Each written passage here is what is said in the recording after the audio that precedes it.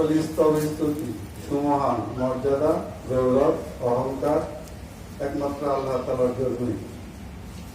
সে আল্লাহ তাআলার হাবিব, আল্লাহ তাআলার প্রেমাস্পদ সারওয়ারে কায়নাত রাসূল মকবুল হযরত মুহাম্মদ মুস্তাফা আহমদ মুস্তাফা মুহাম্মদ মুস্তাফা সাল্লাল্লাহু আলাইহি ওয়াসাল্লামের প্রতি অসংখ্য ধারা দরুদ ও শান্তি বর্ষিত হতে তার অনন্তকালের জন্য অবিচ্ছিন্ন ধারায় সবাই আল্লাহুম্মা আমিন। এবং সাথে সাথে রাসূল করিম সাল্লাল্লাহু আলাইহি ওয়াসাল্লামের পবিত্র প্রিয় বংশধরগণ, তার ঘনিষ্ঠ সহযোগীগণ, সাহাবে আজমাইনগণ এবং এ পর্যন্ত যত মুসলমান নরনারী কবরবাসী হয়েছেন তাদের সকলের উপরও অবিচ্ছিন্ন ধারায় শান্তি বর্ষিত হতে থাকতে হবে আল্লাহুম্মা আমিন। প্রিয় সমাবেশ, আজকে স্মরণ সভা অথবা দোয়া সভা, এটা হলো আমাদের শায়েখ হযরত মুহাম্মদ মামুন রশিদ রহমতুল্লাহ আলাইহ তার প্রয়াণ দিবস উপলক্ষে। তিনি একাধারে ছিলেন ধর্মীয় ব্যক্তিত্ব এবং বাংলাদেশের সাহিত্য জগৎ কেন্দ্রিক তিনি একজন কবি ছিলেন। প্রেক্ষিত অনুযায়ী বলা যায় সফল সাধক, পূর্ণ সাধক এবং কবি। তার ভাষা মানুষের জন্য এবং আল্লাহর বন্দুকি করতে গিয়ে মানুষকে ভালোবাসা, রাসূল করিম সাল্লাল্লাহু আলাইহি ওয়াসাল্লামের অনুসরণ, এইসব বিষয়ে তার বিষয় ছিল। এবং সেটার আলোকেই তিনি কিছু ধর্মীয় ভাষা বাংলায় এত প্রাঞ্জলভাবে সংযোজিত করেছেন, পরিবেশন করেছেন, তো বলাই বাহুল্য। বুঝে যাচ্ছে মানুষের আকুতি, স্মৃতি ও নির্মিতি। পৃথিবীর প্রতিটি বসবাসে প্রতিনিয়ত ঘটে চলেছে শোক ও সংহার। সংক্ষুব্ধ সময়ের শরীরে কেবল স্মৃতি বিস্মৃতির পালা বদলের দাগ। কেউ আসছে, কেউ যাচ্ছে, শুধুই সম্মুখ যাত্রা। মহাজীবনের দিকে, মহাসিদ্ধান্তের আশা নিরাশা, ভয় ও ভরসায়, সফলতা বিফলতায়। নিঃশ্বাস প্রশ্বাসের পুনরাবৃত্তি কতক্ষণ চলবে আমরা জানি না।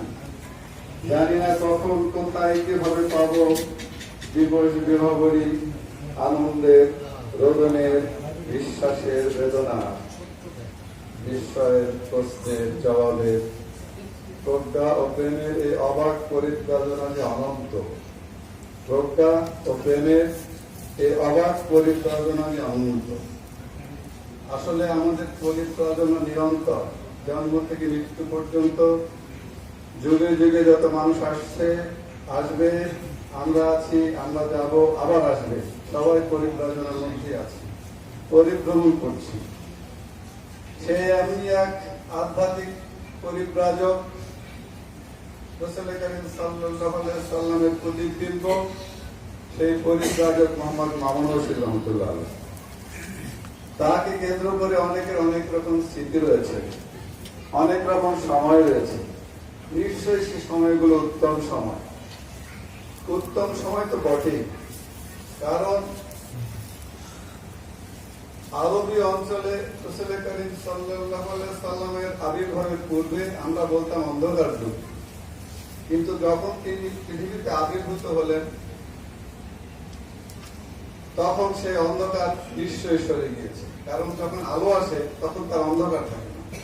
রাসূল করিম সাল্লাল্লাহু আলাইহি ওয়াসাল্লাম যখন এসেছিলেন সেই জামানায়, সেই সময়, নিশ্চয়ই সেটা উত্তম যুগ। আর তারই ধারাবাহিকতায় আমাদের সময় আমরা মামুন রশিদ রহমতুল্লাহ আলাইহিকে যেভাবে পেয়েছি, যে সময়গুলোতে পেয়েছি, সেই সময়গুলো নিশ্চয়ই উত্তম সময়। সেই উত্তম সময়ের সাক্ষী, কালের সাক্ষী, বছরের সাক্ষী, যুগের সাক্ষী, দিনের সাক্ষী, আয়ুষ্কালের সাক্ষী আমাদের শত সহস্র আমাদের বীর ভাই বোন। কেউ চলে গেছে, কেউ এখনো আছেন। সেই উত্তম সময়ের সঙ্গী যে আমাদের মধ্য থেকে যারা হতে পেরেছেন, তারা সবাই সৌভাগ্যবান। এখন যারা হচ্ছে নতুন করে তারাও সৌভাগ্যবান। এই কারণে সৌভাগ্যবান সেই ধারাবাহিকতার আলোকে সেই প্রতিবিম্বগুলো মাহমুদ রশিদ রহমতুল্লাহ খলিফা বৃন্দ এখনো রয়েছেন। বিশেষ করে আমাদের হাইকেমাত খানকায় মোহাম্মদ শামীম আখতার মাদুল আলিয়া সেই প্রতিবিম্ব এখন রয়েছেন।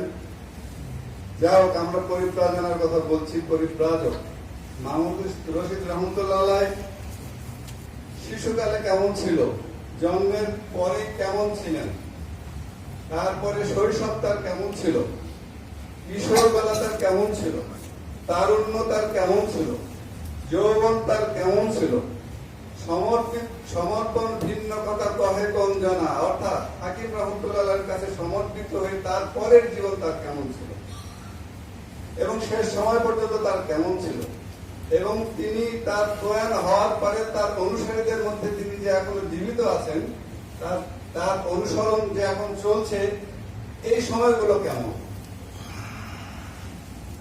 সেই তার শৈশবকাল, প্রাথমিক বিদ্যালয়ের সেই প্রথম ভাগ অথবা মধ্য ভাগ, ক্লাস 3 অথবা 4 যখন পড়তেন মাহমুদ রশিদ রহমতুল্লাহ, তখন দিনাজপুর শহরে মামার বাসায় বেড়াতে গিয়েছিলেন। এক পর্যায়ে তার নিজের মুখে শোনা, এক পর্যায়ে তিনি রেল লাইন দিয়ে হাঁটতে হাঁটতে বহু দূর চলে গেলেন। এদিকে সারাদিন ক্লাস 3-4 ছেলে ওই সময় শহর থেকে নাই, বুঝতে পারছে না। এক পর্যায়ে শহরে মাইকিং শুরু হলো, সারাদিন নাই, ঠিক সন্ধ্যার আগে আবার ফিরে আসছে। মাহমুদ রশিদ রহমতুল্লাহর কাছ থেকে একাধিকবার, বহুবার, অনেকবার আমরা গল্প শুনেছি। তিনি বলেছেন যে আমি যখন হেঁটে যাই পিছনে আর আমার কোনো খেয়াল নেই, সামনে দিকে যাচ্ছি, দেখছি অনেক কিছু দেখছি, বলতে পারছি না, যাচ্ছি আর যাচ্ছি রেল লাইন বেয়ে বহুদূর, যে আবার সন্ধ্যার আগে ঠিকই ফিরে আসছেন। এই যে তার ভ্রমণ, পরিভ্রমণ, তার সেই পথ চলা এখনো থামে নাই। তার প্রয়াণের পূর্ব মুহূর্ত পর্যন্ত থামে নাই সুরতি ভাবে। আর সেই প্রেম ভালোবাসার যে পরিভ্রমণ, প্রেমের যে রশি, প্রেমের যে ধারাবাহিকতা, সোনার শিকল যে ধারাবাহিকতা এখনো থামে নাই। থামবে বা কি করি? এখনো আমাদের তার কথা শুনলে চোখ ভিজে যায়, হৃদয় বিগলিত হয়। আজকে শত সহস্র লোকের উপস্থিতি, আজকে এই যে উপস্থিতি, সেই পরিভ্রমণ এখনো থামে নাই। মামুনুল রশিদ